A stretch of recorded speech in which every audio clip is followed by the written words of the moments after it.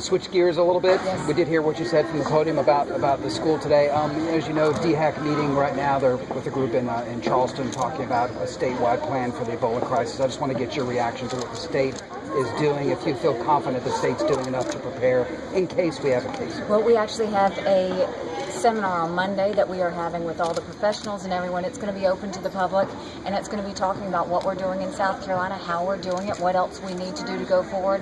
You know, as we see Texas deal with Ebola, it's an opportunity for us to say, how do we get in front of it should something like this happen? You know, they're saying they have it controlled. We don't want to count on anybody else. So South Carolina is taking all the precautions we need to make sure that we're ready should we have to deal with it. I'm sure Texas also thought that they were ahead of it as well. Then they had that hospital is now apologizing today for things that were not done.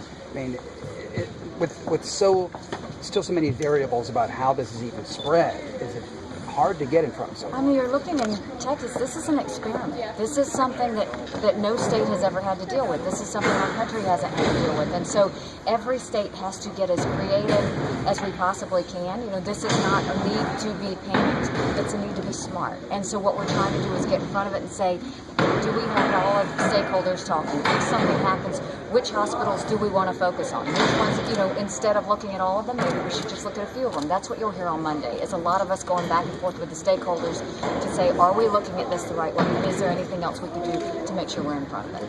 The information we received yesterday said that NUSC in Charleston would be kind of clearinghouse for this disease if it comes here. Why Charleston? Why NUSC? Why Columbia? Well, and I think that's still preliminary. I don't think that's necessarily what we've decided yet, but we're going to continue to look at it. And like I said, a lot more answers will come out to you on Monday. Even though there's not a case here in South Carolina, has this been a distraction for you during this final weeks of this election? Well, there are no distractions. You know, I mean, it's like the hurricane season. You're always trying to get in front of a situation. And for me, my job is to make sure that, yes, assume it's going to happen. And that's what we do, is we assume something happens so that we're ready. So it's not a distraction. It's more just one more issue in the state that we're working on. But it's an important one. We want the citizens of this state to feel like we are prepared, but we want them to know it.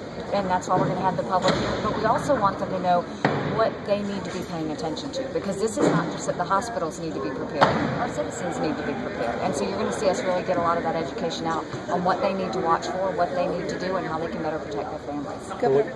Haley, you travel a lot. Have you changed any of your travel plans or arranged anything, you know, should you travel to other countries? No, you know, we haven't, and that's what I think we have to realize is this is a lot like anything else. It is a situation that has come upon the country, but it's not something we have to stop our lives. It's something we have to be cautious of. And so as we go through it, we'll take precautions. We'll make sure that we're doing all we can to keep ourselves safe. But at this point, we're not making any changes. All right, guys, last question. All right. You have a 10-point lead from the latest ones poll heading into this November 4th election. I guess, what do you, as you gear up for the last several weeks, what is the plan? What's the game plan? I think we look at 4 years ago and we were asking people to take a chance on me, and it was all words. This time we're asking people for their support, but I'm saying judge me by my actions. Look at the fact that we have almost 57,000 jobs in 45 out of 46 counties. Look at the fact that our unemployment dropped faster than the national average. Look at the fact that our average salaries are 9% higher than they were 4 years ago, that our GDP is up 12%, all of those things, but also the education reform we're doing in rural school districts, the fact that we've got pension reform and all these things that are making us a better state. That's what we want people to look at, is we're definitely better than we were 3.5 years ago. But the beautiful part is we're just getting started. So 19 days of continuing to tell our story, and then back to work. Thank you. Thank you very much.